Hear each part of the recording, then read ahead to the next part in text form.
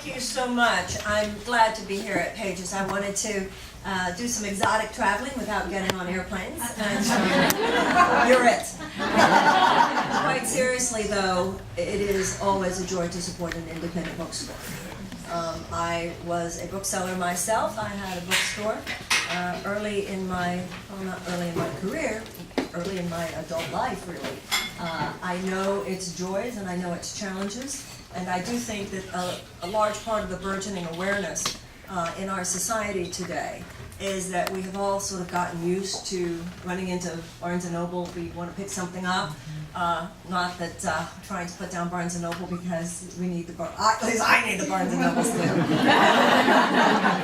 But the truth of the matter is I think we are all becoming more concerned about the mom and pop organizations, the situations and such things as independent booksellers, and we want to support them whenever possible. So thank you, Pages, and you know, in a town like this, in a community like this, it's bookstores like this. This is the color that too many of us recognize now. Like, what happened?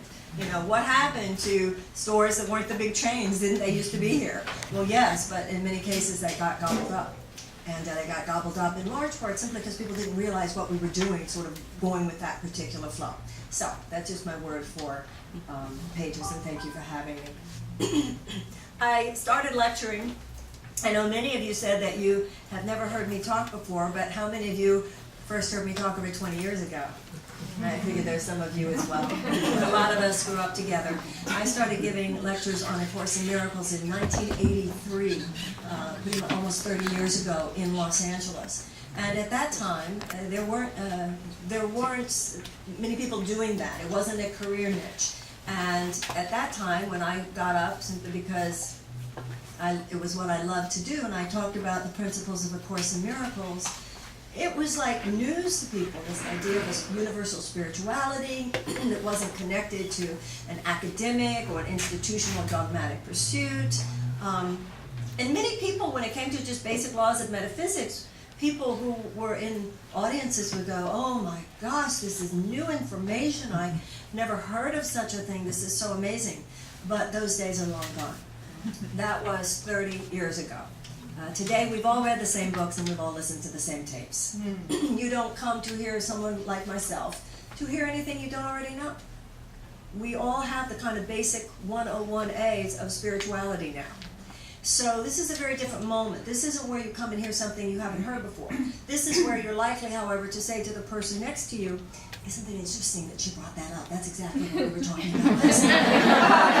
So we don't come to hear something we don't know. We come to groups like this to access more deeply the things which by now we do already know.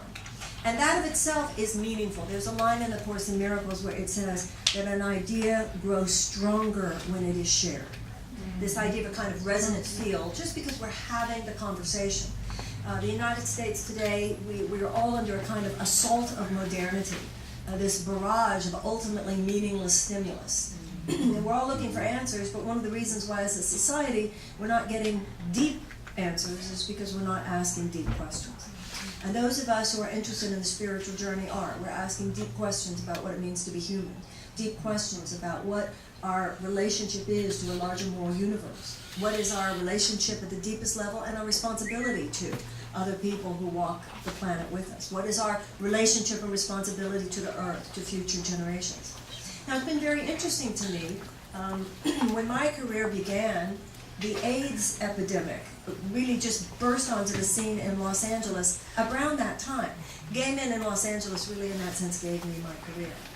Hi, welcome home, Vanessa. So, for me, in my work, the spiritual search was never separated from social activism.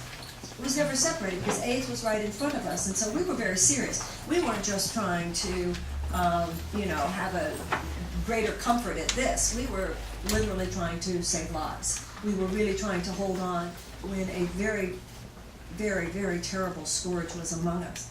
So it's been interesting for me over the last 30 years, watching how the metaphysical trend has unfolded, how it's gone from being something that was just kind of a fringe conversation to something where now it is a major cultural impulse. You know, now you're almost fringe if you don't know this conversation.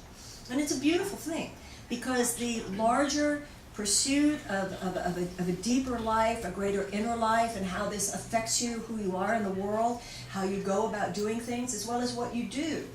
We now see this conversation having impacted education, it's impacted business, it's impacted any area, psychotherapy, any area you go out there. Doesn't seem to have impacted politics, which is a problem that we have. But everywhere else, people seem to be getting, people seem to be evolving to a higher level